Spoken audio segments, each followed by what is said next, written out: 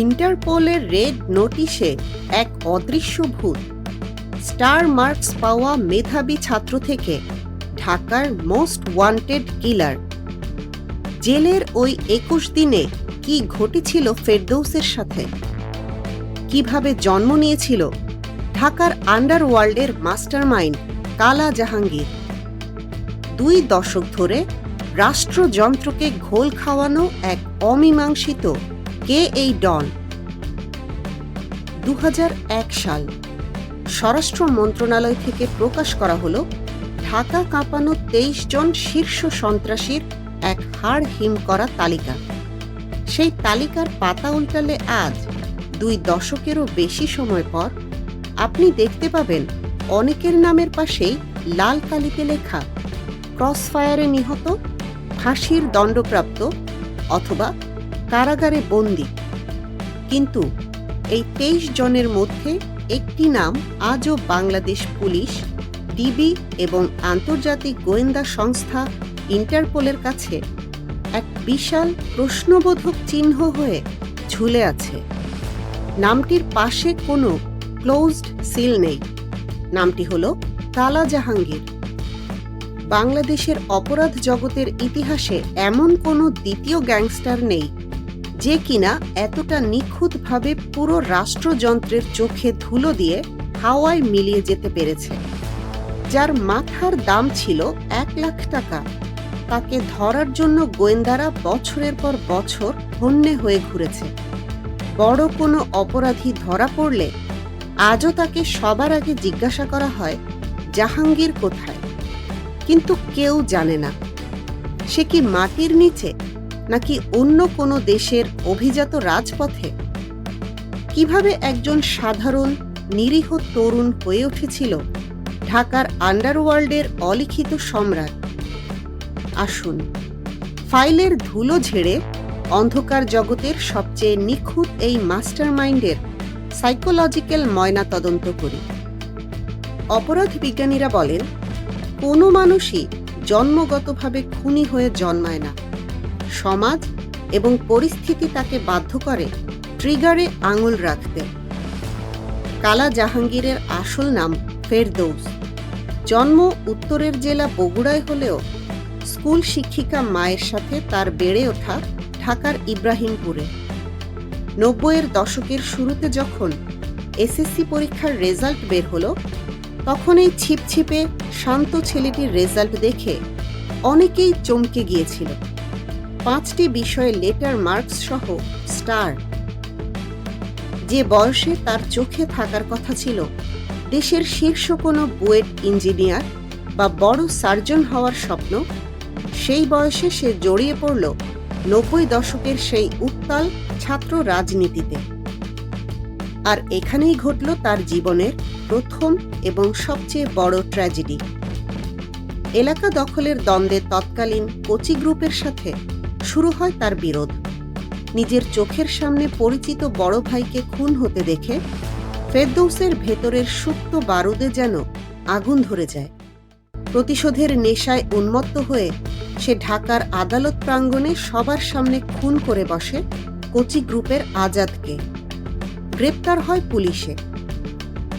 কিন্তু জেলের সেই ২১ দিনের হাজতবাসী ছিল তার জীবনের সবচেয়ে বড় টার্নিং পয়েন্ট।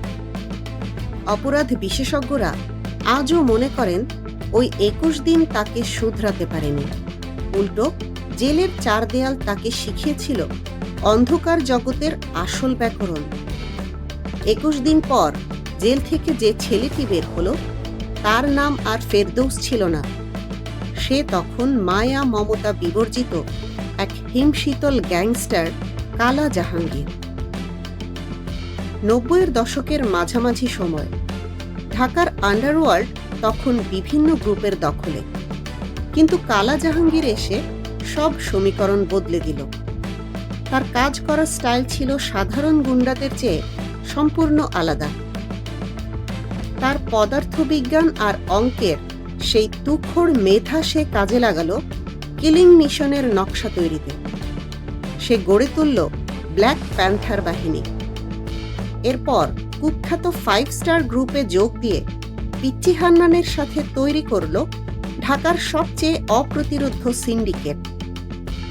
ফার্মগেট থেকে শুরু করে মিরপুর, পুরো শহরের চাঁদাবাজির রিমোট কন্ট্রোল চলে গেল তার হাতে।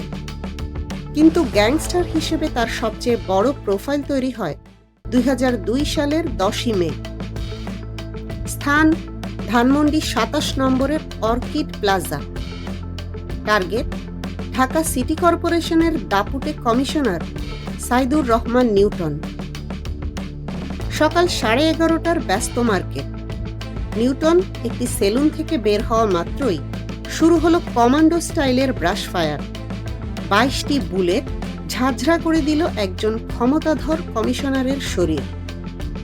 মিশন শেষ করে উধাও হতে ঘাতকদের সময় লেগেছিল মাত্র 90 সেকেন্ড। এই একটি অপারেশন পুরো রাষ্ট্রযন্ত্রকে কাঁপিয়ে দিয়েছিল। সরকার বুঝতে পেরেছিল এই ছেলেটি কোনো পাড়া মহল্লার মাস্তান নয়, এ হলো আন্ডারওয়ার্ল্ডের এক হাই ভোল্টেজ মাস্টারমাইন্ড। 2004 সালে র্যাব গঠন হওয়ার পর ঢাকার আন্ডারওয়ার্ল্ডে যখন ক্রস ফায়ারের সুনামি বইতে শুরু করলো, ঠিক তখনই এক অদ্ভুত জাদুকরের মতো হাওয়ায় মিলিয়ে গেল কালা জাহাঙ্গীর।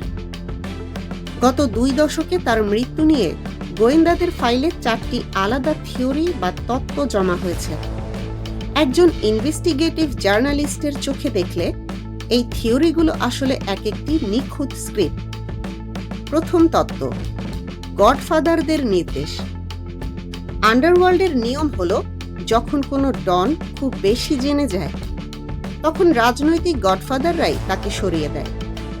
অনেকেই মনে করেন পিচ্চি হান্নান তাকে খুন করেছিল এবং প্রমাণ মেটাতে পরে হান্নানকেও ক্রসফায়ারে বলি দেওয়া হয়। দ্বিতীয় তত্ত্ব, বর্ডার কিলিং।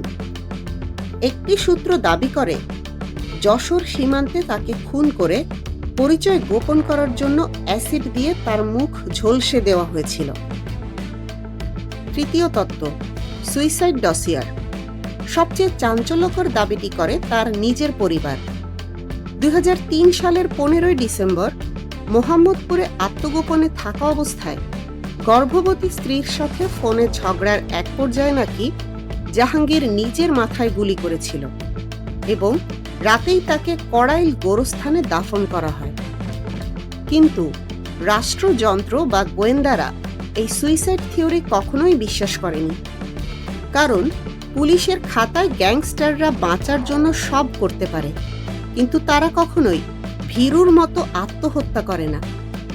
অনেক সময় নিজেদের বাঁচানোর জন্য অপরাধীরা নিজেরাই নিজেদের ভুয়া মৃত্যুর খবর রটিয়ে দেয়। আর তাই সম্পূর্ণ ডিএনএ টেস্ট ছাড়া কোনো পুলিশ অফিসার আজও তাকে মৃত বলে ফাইলে সই করতে রাজি নন।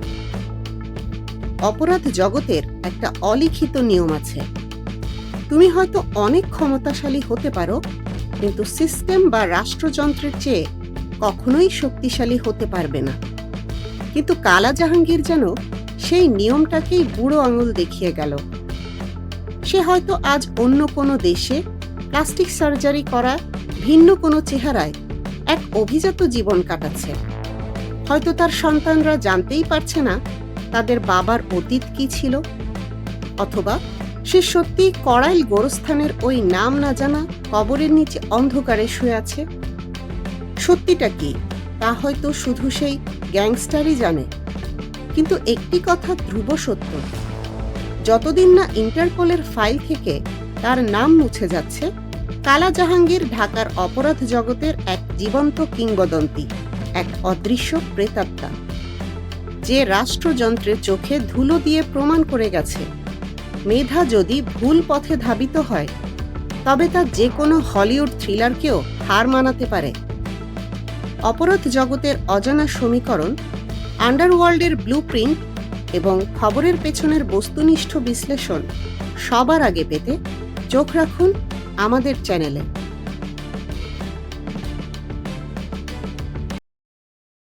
এতক্ষণ দেখছিলেন ইকো অফ বাংলাদেশ। প্রতিদিনের এমন নিউজ আপডেট পেতে সাবস্ক্রাইব করুন আমাদের চ্যানেল, সেই সাথে অন করে রাখুন বেল আইকন।